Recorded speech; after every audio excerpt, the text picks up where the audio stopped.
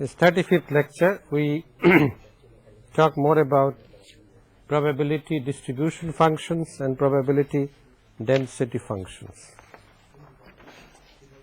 In the 33rd lecture, we had introduced the concept of continuous probability, capital P of x, and the probability density function, small p of x, and we defined the mean values like this.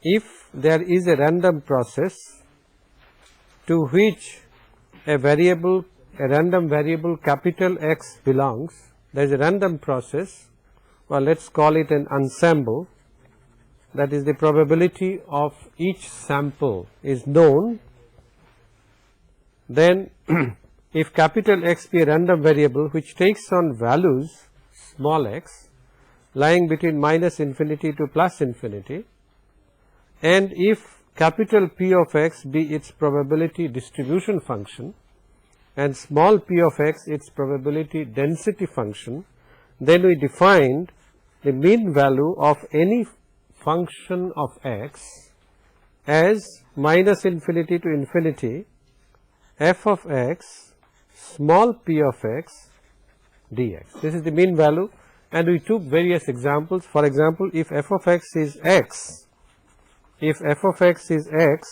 then the mean value is simply x bar. This is not time average, but this is an ensemble average. This average is ensemble average. If f of x is simply equal to x, then the mean value is x bar, ensemble average. If f of x is x squared, then x squared bar is the mean squared value, which is to be distinguished from mean value squared.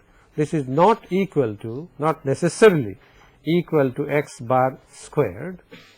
We also showed that if we take the central moments, that is, if we take x minus x bar, if we take the reference as x bar and take the square of this and consider this as f of x, then what we get is sigma squared, which goes by the name of variance, and the relationship between sigma squared and x square bar and x bar square is x square bar minus x bar squared. Is that correct, or is it the other way around? Correct. And sigma, you know, is called the standard deviation, not sigma squared. Sigma squared is called the variance, and sigma is the standard deviation. Obviously, none of these makes sense unless the RP is an ensemble. That is, if the probability density function or the probability distribution function is not known, then it is simply a random process. It is not an ensemble. The mean and averages, they all make sense only if the RP is an ensemble. As an example of this, let us consider a probability density function which is uniform. We considered a number of probability density functions last time, the Gaussian, the Rayleigh distribution, what else? Exponential, and the uniform. The uniform was something like this.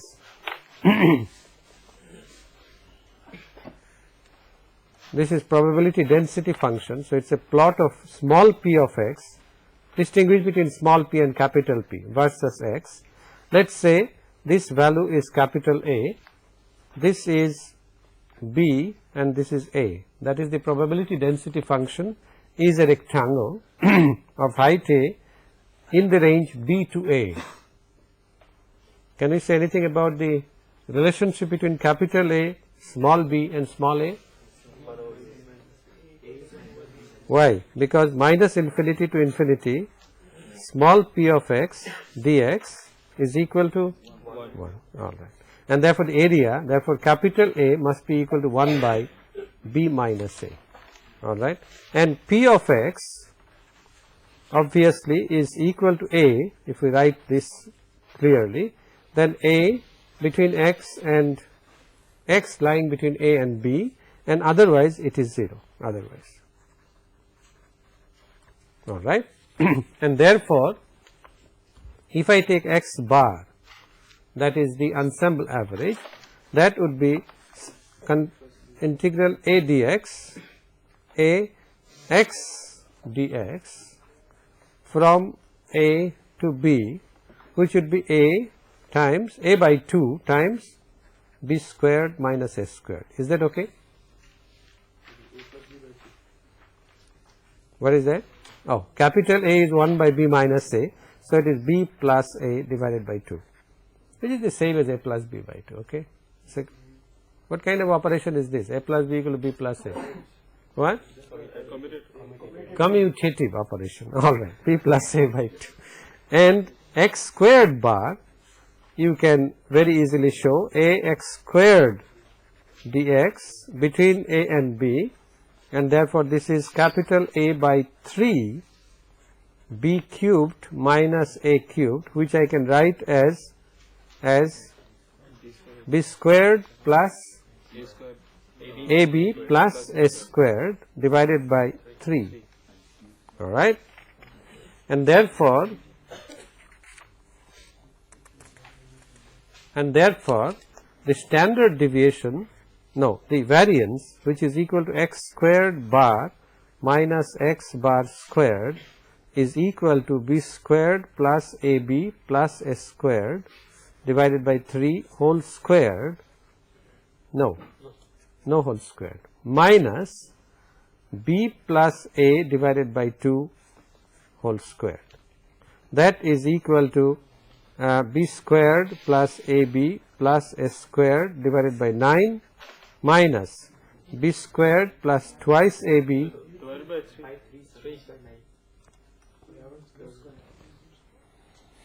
This is 3, thank you. B squared plus 2ab plus s squared divided by 4, and you can now simplify this, 12. So 4b squared plus 4ab plus 4s squared minus 3b squared minus 6ab minus 3s squared. The result is what? A minus b whole squared. A minus b whole squared or b minus a whole squared? Same thing. Okay, b minus a, we usually write the larger quantity first, although it's a squared, divided by 12. In other words, sigma is equal to, now you cannot say a minus b or b minus a, it is unique, b minus a divided by square root of 12. This is the standard deviation. This is a result, although derived very simply, this is a result that will be very useful in the courses on communication theory, also in digital signal processing, because in many applications it is convenient to assume that the probability density function is uniform. It is convenient.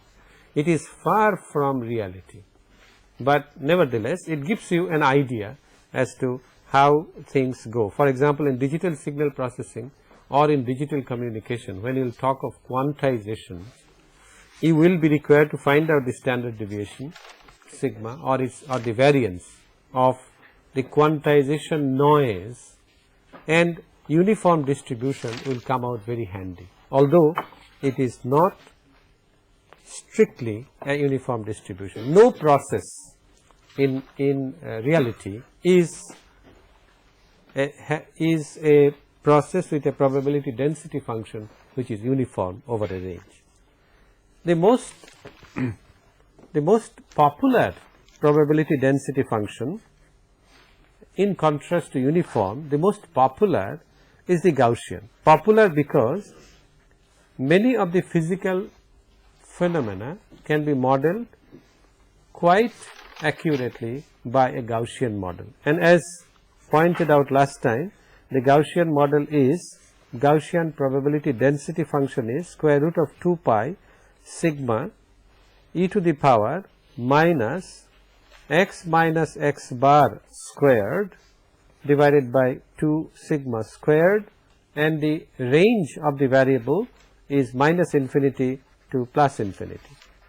This is the Gaussian probability density function, and I have told you the reason for these constants 1 by square root 2 pi and sigma squared is of course the variance, x bar is the ensemble average, and these occur because integral px minus infinity to plus infinity has to be equal to 1. This is the constraint for which this constant is 1 by square root 2 pi times sigma.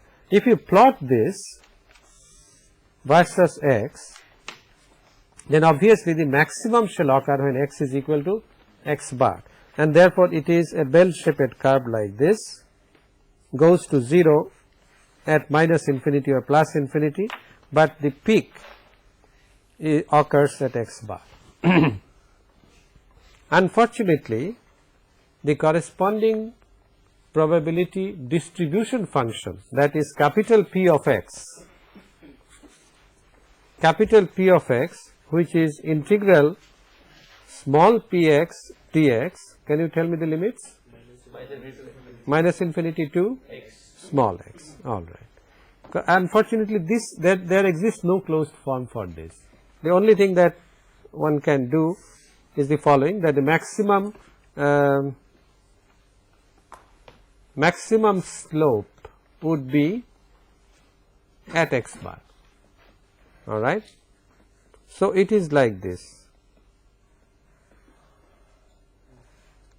where this point somewhere here is x bar. This is the probability, this is the distribution of capital P of x versus x. All that one can do is compute this numerically. You can compute small p of x, and the integral you can compute by a small computer program. No analytical formulation exists. However, this is no disadvantage.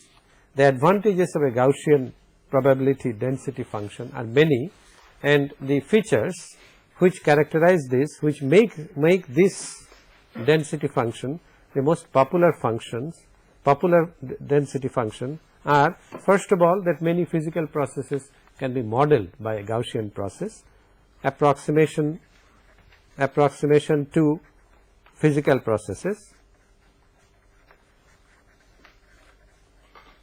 Number 2, well, obviously it's a simple analytical function, easy to handle analytically, although as I have pointed out, it cannot be integrated to give a probability distribution function. No analytical form, no closed form exists. This is easy to handle analytically. If you have two random variables, okay, then the joint probability density function is also Gaussian, all right. If there are two random variables x and y, whose probability density functions are known, then the joint probability density function, which we shall define a little later, the joint probability density function is also Gaussian. In fact, Pxy, a joint probability density function, is simply 1 over 2 pi sigma x sigma y, all right, e to the power minus x bar squared divided by 2 sigma x squared plus y minus y bar squared divided by 2 sigma y squared, which is also Gaussian, all right. This is not true for other distributions, for other density functions, for example Rayleigh function, it is not true, all right. Gaussian probability density function enjoys this peculiar and simplifying feature, that the joint probability density function is also Gaussian. Now there is a condition attached to this, that is the two random variables x and y must be statistically independent of each other, x and y statistically independent of each other. Even if this is true, other distribution functions or other density functions do not enjoy this privilege, that is, a combination of them does not give the same kind of distribution or density. That is the third. The fourth is that this combination is not necessarily limited to 2 random variables. It can be expanded to include any arbitrary number of random variables, alright, and it is very easy to see why it is so, because it is simply, if they are statistically independent, then the joint probability density function, which we are going to define in a moment, would be Pxx times Pyy times Pz and so on, and therefore it can be extended to an arbitrary number of variables, arbitrary number of random variables. And the fifth and perhaps the most important is that a Gaussian random process, a GRP, can be described, well, when I mean RP, I mean the ensemble, okay, otherwise mean and variance and other things do not mean much. A Gaussian random process or a Gaussian random variable can be described completely by only its first and second moments. In other words, x bar and x squared bar, these are adequate to describe a Gaussian random variable. This is also obvious in the distribution, in the density function. You see, all that appears in the density function, all that appears is x bar and sigma, and this is adequate to describe the complete random process, which is of course an ensemble. This is a very distinct advantage, and this is not true for other density functions. So, in practice, whenever we want to complicate our life a little bit, then we assume that the distribution is Gaussian. If we do not wish to complicate at all, then we assume that the density function is uniform, alright, and we will do this as per convenience in digital communication and also in digital signal processing. I don't know if you study a course on digital control, perhaps you will get the same type of advantage and same type of assumptions. Now we consider this question of joint probability. That is, first we consider 2 random variables, 2 RVs. You recall that in the discrete case, discrete probability case, we had said the joint probability of 2 events A and B is given by the Bayes theorem, which states that it is the conditional probability of A given that B has occurred multiplied by the marginal probability of B, or in other words is the same B given that A has occurred multiplied by marginal probability of A. Now, how do we do such things in the case of a continuous variable? In the continuous variable, you remember that P of x is not a ratio of probabilities, ratio of discrete probabilities, but it is the probability that the random variable x assumes a value less than or equal to small x, alright, and therefore, how do I define the probability of 2 random variables, that is joint probability of 2 random variables. Now, these 2 random variables may come from the same process or may come from different processes, alright, it does not matter which way it originates, it matters later when we talk of statistical independence, but for the present let us say that there are 2 variables, capital X and capital Y, alright, and we are interested in the joint probability distribution function. That is, we are interested in a Pxy, then this is defined as the probability in the same way that capital X less than equal to X and in addition capital Y less than equal to Y. This is the definition of joint probability in the case of a continuous variable. In the case of 2 continuous random variables, capital X and capital Y, which interact with each other, that is, we are interested in an event in which both the random variable capital X and capital Y are important, and this is the definition.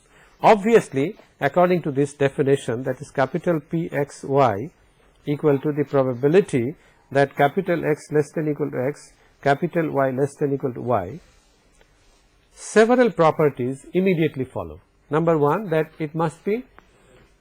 it cannot be negative, probability cannot be negative, and the probability upper limit shall be 1, that is when both capital X reaches its limit and capital Y reaches its limit, then the probability is 1, and therefore 0 less than equal to P x y less than equal to 1. This is the first property.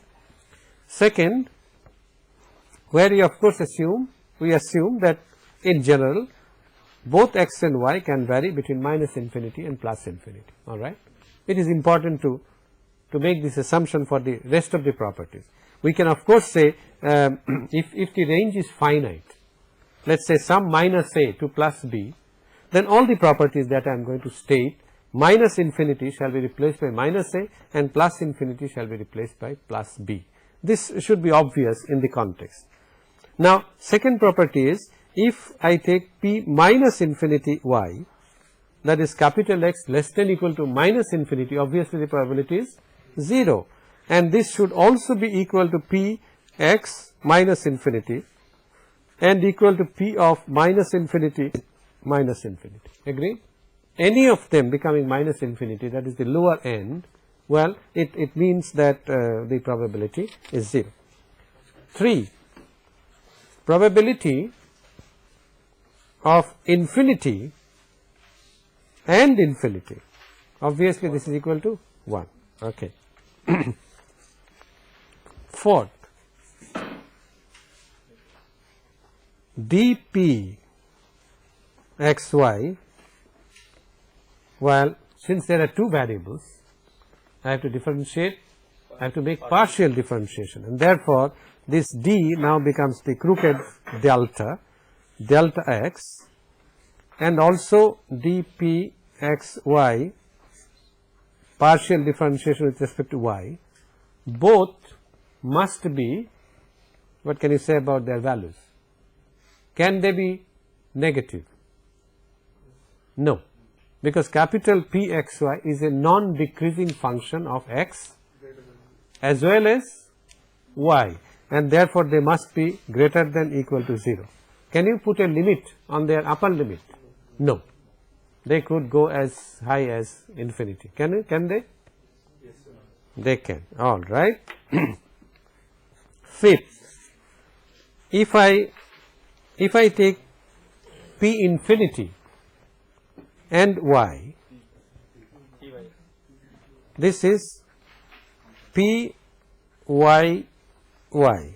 We use a subscript y to denote that capital X has taken all possible values, all right. That is, we are considering the probability of small y only, irrespective of what the value of capital X is, all right, that it can take any value less than equal to infinity, and in the sense, in the same sense as in the discrete case, we can call this the marginal probability distribution function of the random variable capital Y, the marginal, and this is why we use a small y. Similarly, p of x infinity, we shall use p x of x.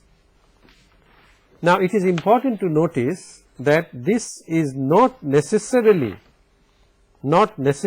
equal to p of y. That is, if both events are occurring and we are only concentrating on y, all right, it is not necessarily equal to p y. The marginal probability there in the two cases, discrete and continuous, are distinguishable by this, because if the event is related to x, that is, we are considering a joint event, joint probability density function, then this p, the functional form, is not necessarily the same as p y. The functional form could be different. It is true only in the case of Gaussian random variables that the functional forms are the same, all right, not otherwise. Similarly, p x of x is not necessarily equal to p x, not necessarily, I say. For some distributions, yes, but not for all distributions. Now, in similarity with the probability density function for a single variable, we can now define a joint probability density function. Joint probability distribution function is pxy. Joint probability density function well, I will call this JPDF, all capitals, joint probability density function, then small j, small p, small d, small f. To avoid any ambiguity, this is the joint probability density function. The d, small d, now stands for density, and we shall denote it by p x y. Obviously, what we have to do is to differentiate partially with respect to both x and y, and therefore it is the second partial of capital P x y with respect to x as well as y. Does it matter which differentiation we do first? No, it should not matter. So it is the same as d2p xy dy dx. What is the physical significance? The physical significance of the joint probability density function. If you recall, the physical significance of a single variable probability density function was that px dx was the probability that capital X lies between small x and x plus dx. In similarity with this, we can now make a physical interpretation of small p x y, and this is precisely p x y dx dy is the probability, joint probability, that capital X lies between x and dx, and in addition capital Y lies between small y and small y plus d small y. This is the physical interpretation.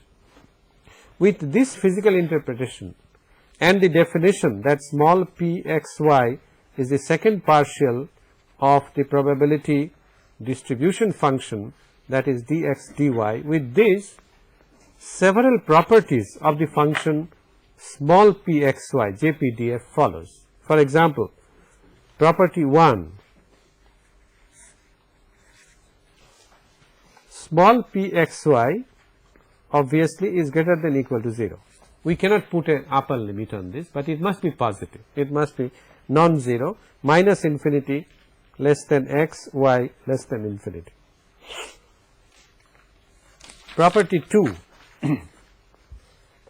if we integrate from minus infinity to plus infinity, small p x y, now we have to specify the variable. If we integrate with respect to both the variables, then we have to use a double integral. Obviously, this is equal to 1. All right. 3,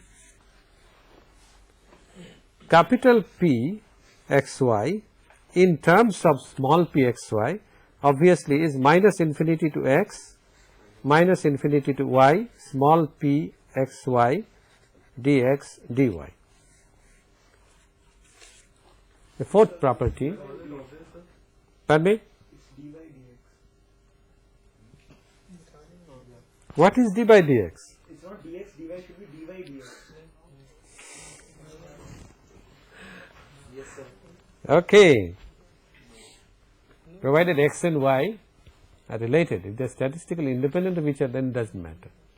So is this point clear? It can be related. So we will write dy dx. Right, that is the most correct one. This interpretation, this writing would be correct if x and y are independent of each other statistically. Is the point clear? Alright, so we must write dy dx because y is the inner integral. This is true, but if I write the other way around, that will be true only for the specific case that x and y are statistically independent of each other. Then we can separate this out. Alright, very good. Now if I integrate with respect to, let us say, y only, pxy dy, it means that we are considering the marginal probability density function of the variable x. So pxx is the marginal probability density function of the variable small x. It is not necessarily equal to small p of x. The functional form can be different. Similarly, PYY, the marginal probability density function of the variable y, too many definitions, you must not get lost in the terms. Each term must mean, pardon me, minus infinity to x, pxy dx. Is it okay?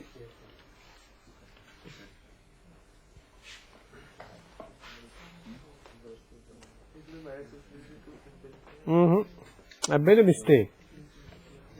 This should be minus infinity to plus infinity, and this should also be plus infinity. Otherwise, the integral will be a function of y or x. We want to get rid of y, so we must integrate from minus infinity to plus infinity. Similarly, for PYY. And in general, if we integrate from x1 to x2 and from y1 to y2, small p xy, what is the order? dy dx. What is the physical interpretation of this? This is the probability that capital X lies between x2 and x1, and in addition capital Y lies between y2 and y1. I should have said the lower limit first. Capital Y lies between y1 and y2. This is the physical interpretation. Obviously, if you want to represent this distribution function, the joint probability distribution function Pxy or small pxy in the form of a graph, you need a 3-dimensional plot, and 3-dimensional plot is not easy to show on 2 dimensions. All right. Now, what will this represent? It will represent a surface. Okay, x and y are on this plane, z, that is the value of small p or capital P, is vertical, and if we plot at all points x and y over the possible range, then what we shall get is a surface, and therefore we shall not attempt that because it is difficult. Now, the joint probability density function is used in the same manner as the probability density function of a single variable to determine the ensemble averages. That is, if we have a function of x and y, 2 variables, then the ensemble average or the statistical average of this function is defined by a double integral from minus infinity to plus infinity, minus infinity to plus infinity, f of x y, pxy, the joint probability density function. Then now the order is not important, dx dy. All right, we can integrate with respect to anything because the limits are the same. This is the definition of the average of a joint process of 2 random variables. All right. For example, if f of x y is simply the product of the 2 random variables x y, then x y bar is equal to minus infinity to infinity, minus infinity to infinity, x y p x y dx dy.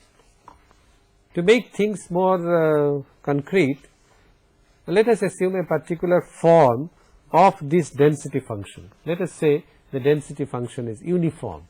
This is the most simple assumption that one can make. Let us assume that pxy is uniform and the range is finite. That is, let us say this is 1 by x2 minus x1 times y2 minus y1. That is, within the range x2 minus x1 and within the range y2 minus y1, the probability distribution function is a constant. Now, if that is so, then by substituting, pardon me? Will it be capital Pxy? No, it is small pxy, density function. In the previous case also, it was a probability density function which was considered to be uniform. If that is so, then the integral, it is very easy to show what the integral is, minus infinity to plus infinity, x y divided by x2 minus x1 y2 minus y1 dx dy, and this is obviously equal to x1 plus x2 by 2 multiplied by y1 plus y2 by 2. Integration limits are no longer minus infinity to infinity. There will be x1 to x1. That is correct. So what should be the first integral? y1 to y1. Okay, and this should be x1 to x2. Quite so. Now we shall show that this is nothing but the product of the two averages. Alright, it is the product of x bar and y bar. It is the same as xy bar.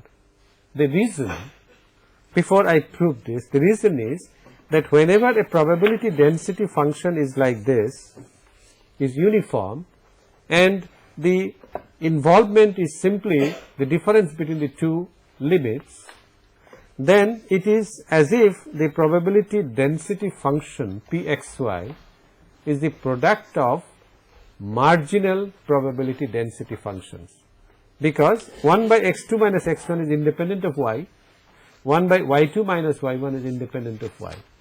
In other words, Pxy, if this is a product of Pxx and Pyy, which would be the case if the two marginal density functions are Gaussian, for example.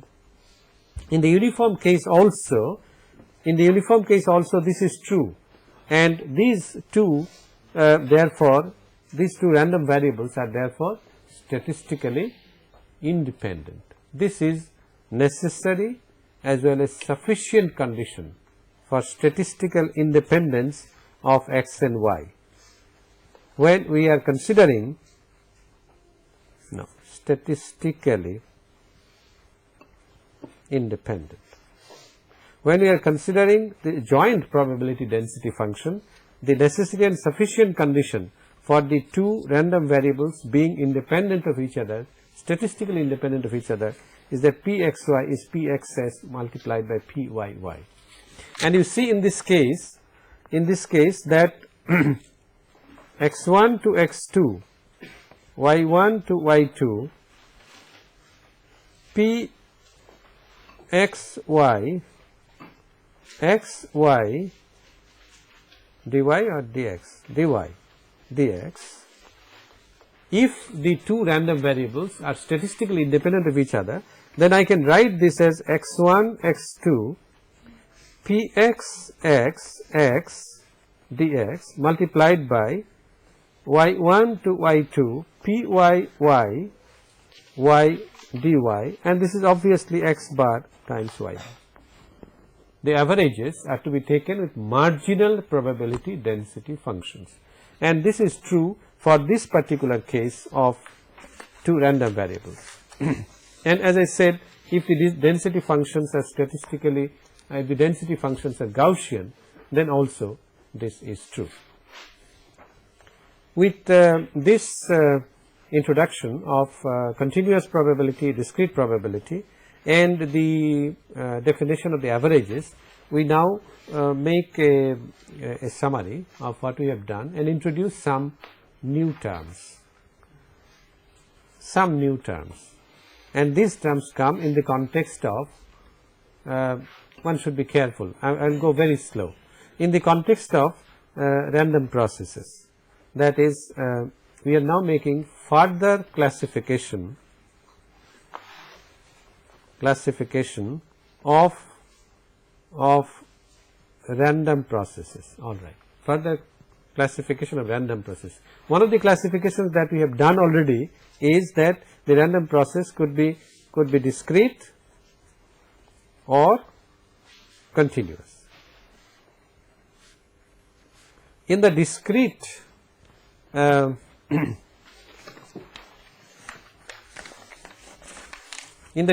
case, the random variables assume only certain specified values, specified levels of values, and the probability distribution function is, what is the shape? It's a discontinuous, a staircase type, because it must be a non-decreasing function. No, is that correct? Can it be a decreasing function? Yes, sir. It can. In the discrete probability case, there is no restriction like this. However, there is a restriction on the probability density functions. They must all be delta functions. Isn't that right? If it is a staircase could go up, could go down also, alright. Staircase is not necessarily going up. But it is true that whether it goes up or down, the density functions, PDFs, are delta functions. They contain only delta functions, nothing else, alright. On the other hand, in continuous case, the probability density function is a continuous function of the random variable, the possible values of the random variable. Alright, it is a continuous function. This basis of classification we have already done. Now, yeah. Sir, how can probability distribution function, I mean, be a downward staircase? That would imply that the PDFs are negative deltas. Wouldn't that? Yeah, we are talking of the discrete Yeah, event. but how can we have a negative delta? Okay, we cannot. Alright? We cannot have a negative delta. In negative.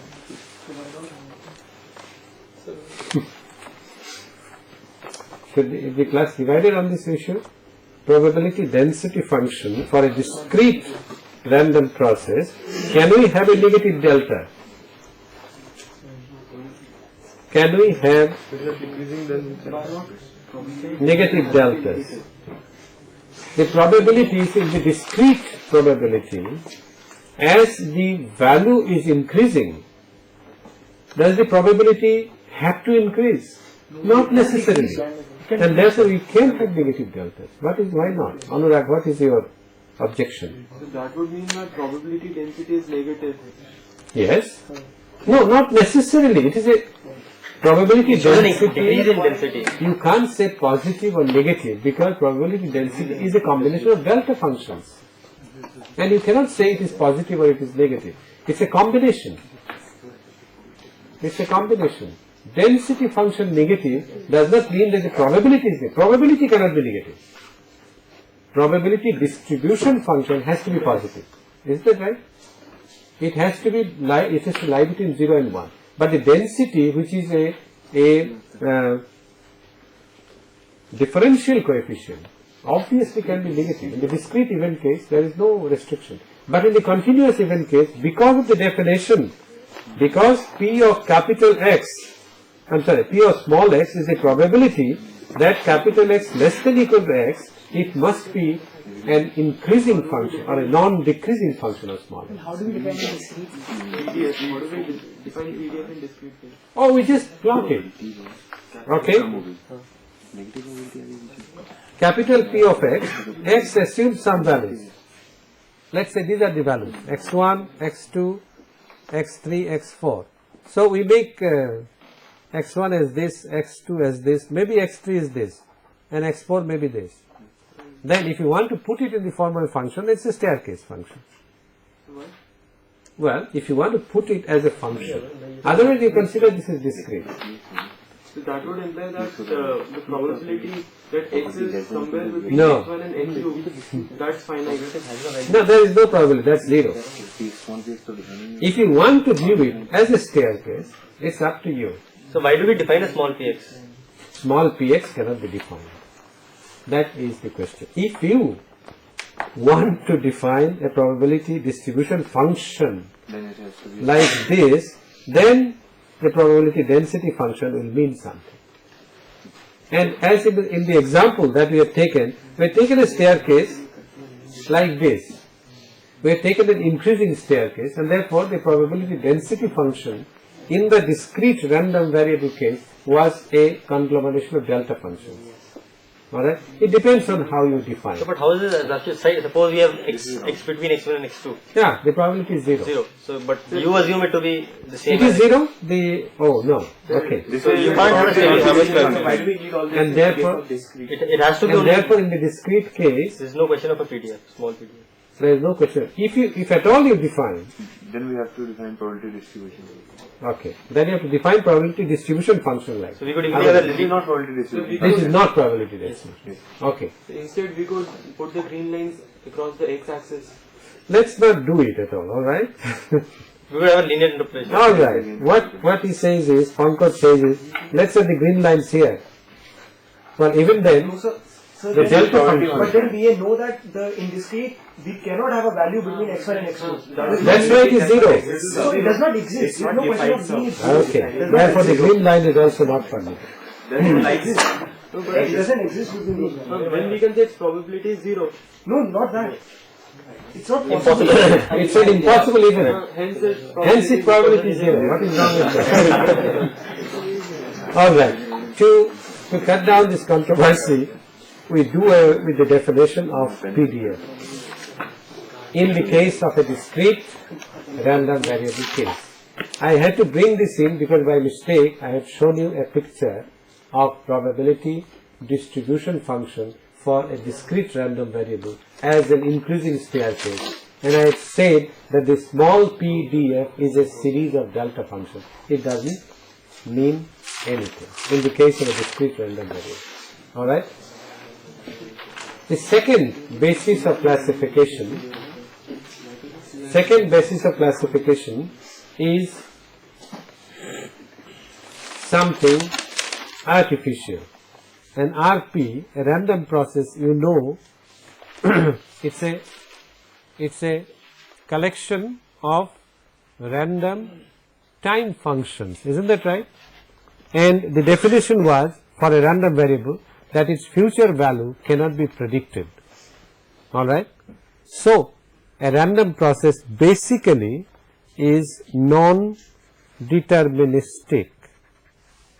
I must have your complete attention now, because we are going to make an artificial definition of deterministic random process. Well, obviously in the context of discussions held so far, this term should have no meaning, but you will find in electrical engineering, also in other branches of science and engineering, that they take help of in situations it is convenient to consider a certain process as random, but of the type of deterministic type. Let me give you one small example. Suppose you have a collection of time functions which are of this form: a cosine omega t plus theta, and where it is not a it is not the amplitude which is a random variable, but it is theta which is a random variable. That is, you take an ensemble, let us say 100 such time functions. Theta for each sample is a constant. Theta for each sample is a constant. You take x1, x2 up to, let us say, x100. For each xi, theta I is a constant, and therefore the randomness is not over time, and the future value of xi t can be predicted. Is the point clear? No.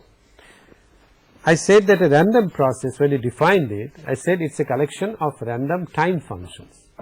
Now, in certain physical situations, it is convenient to consider not random time functions, but randomness over something else. For example, phase. You see, if this is considered as a random process, if theta is random, let us say it varies between 0 and 2 pi, with maybe uniform probability or whatever, maybe Gaussian probability, I do not care. It is not the amplitude. If the amplitude was random, then it would have been a random time function, and its future value could not have been predicted. But amplitude is not random. What is random is theta, and this randomness is not over time, it is over an ensemble. I have 100 such processes, 100 such frames, alright, and in each x of t, x1, x2, x100 have been plotted. Theta is a constant for an individual member of the family, but it varies from 0 to 2 pi, over 0 to 2 pi, over the ensemble, alright. Then obviously this is not a random process over time, it is not a collection of random, how should I say it? It is a collection of random time functions. But not definite, but they are arbitrary but definite. As a family, they are random, but as a sample, it is deterministic. That is, theta for the ith sample is theta I, and therefore x of t can be predicted at any value of time. The randomness is not over time, but it over the ensemble, over theta, and therefore this process is called a deterministic random process. And you shall come across this umpteen number of times in your communication course. There it is a deterministic process, but there is one particular parameter which is random. This is not the amplitude, but it is the phase here. If the phase is random, then it is a deterministic random process. It is somewhat an artificial definition, but it helps in analyzing the situation. It helps in using all the concepts that we have generated so far in the context of random processes to be applied here to theta, alright, and therefore this process is called deterministic random process. In future, when somebody mentions that this is also a random process, you should not be surprised, alright. Such processes, this is a kind of an artificial definition, but it helps in analyzing, and therefore engineers live with this. We'll close it here.